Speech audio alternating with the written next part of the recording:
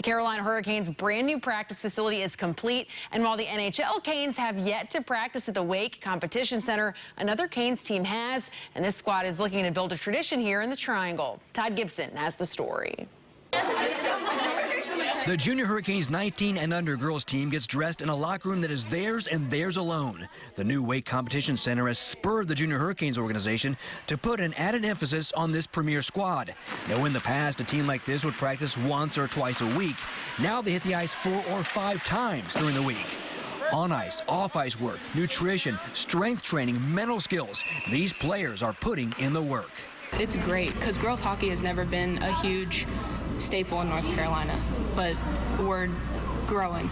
It's definitely growing, and I think that this program this season will definitely help a big deal for growing girls hockey in North Carolina. Associate coach Alyssa Gallardi grew up playing in the Triangle. When she was 14, she had to play with the boys before heading off to a boarding school in Minnesota. There she earned a scholarship from Cornell and eventually turned pro. These girls will be able to take a much simpler journey.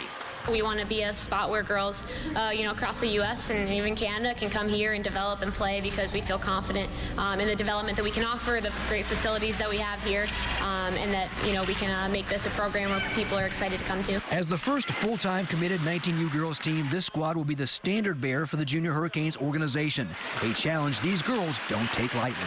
All of us older girls who are seniors leaving this is a great trademark for this organization and for the younger girls of this team. The Junior Hurricanes are just a few weeks away from being on display.